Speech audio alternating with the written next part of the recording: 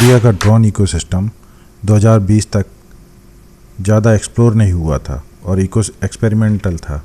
कुछ startups, R&D और कुछ पायलट प्रोजेक्ट तक ही सीमित था, लेकिन आज वो रेगुलेटेड, पॉलिसी बैक्ड और स्ट्रेटजिक सेक्टर बन चुके हैं, जहां सरकार खुद अपने से बड़े कस्टमर और पॉलिसी ड्राइवर है।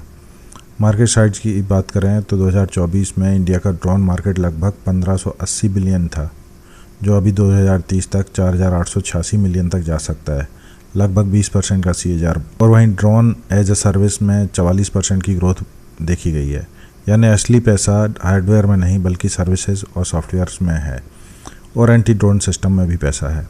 अगर बात करते हैं गवर्नमेंट पॉलिसी की, तो ड्रोन रूल्स 2021 ने पहले जटिल नियमों को काफ़ी सरल बनाया है। डिजिटल स्काई प्लेटफॉर्म के जरिए फ्लाइट और परमिशन आसान हुई है। ऐसे कह सकते हैं कि 90% से ज़्यादा एरिया ग्रीन जोन्स बना दिया गया है। GST में 5% करने में मैन्युफैक्चरिंग भी थोड़ा बूस्ट मिल गया है। PLI स्कीम के तहत 120 करोड़ का इंसेंटिव पूल आया है, जिसमें 20% का इंसेंटिव मिलता है। अब PLI 2.0 पे भी काम हो रहा है, जहां फोकस डीप टेक और लोकलाइजेशन पर है। टारगेट 30% वैल्यू इंडिया में बनाना है। एग्रीकल्चर में भी बड़ा बदलाव आया है। नमो ड्रोन और किसान ड्रोन के तहत 75% तक सब्सिडी मिलती। स्प्रेइंग कॉस्ट 1500-1800 पर हेक्टेयर से गिरकर 300-400 पर हेक्टेयर तक आ गई है। डिमांड में स्ट्रॉन्ग बना रही है। वैल्यू चेन को समझते हैं, पैसा कहाँ बनेगा। ड्रोन इकोसिस्टम को 4 लेयर में समझ सकते हैं। पहले प्योर प्ले ड्रोन कंपनीज हैं, दूसरा anti drone and defence specialist हैं, large defence companies, aerospace companies हैं, एंसिलरी जो उनका छोटे छोटे कंपोनेंट बनाती हैं, इलेक्ट्रॉनिक्स कंपोनेंट बनाने वाली कंपनीज हैं। आज भी 60-70% core component, motor, controller, battery चीन, ताइवान से ही आते हैं।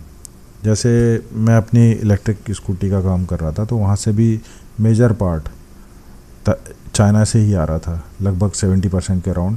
सिर्फ आप बैटरी और टायर को ही असेंबल किया जा रहा था।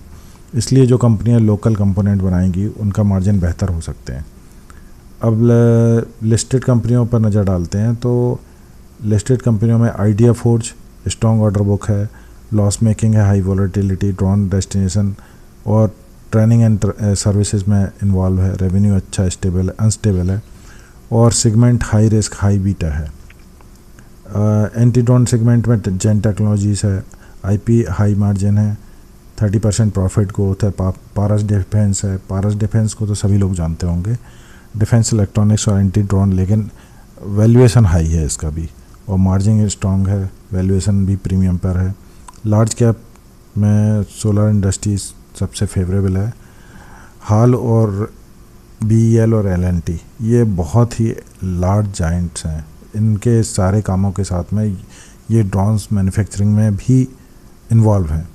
BEL जैसे रडार और एंटी ड्रोन बनाता है, UAV और डिफेंस इक्विपमेंट बनाता है। हाल L&T ने MQ-9 प्रेडेटर ड्रोन से अमेरिका से पैक्ट किया हुआ है, तो यह relatively safer place.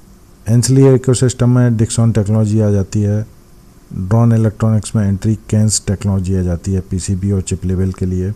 Apollo Microsystems आ जाता है defence electronics and anti drone के लिए, और कोरोमंडल आ जाता है एग्रीकल्चर, ड्रोन एंड इरिगेशन के लिए।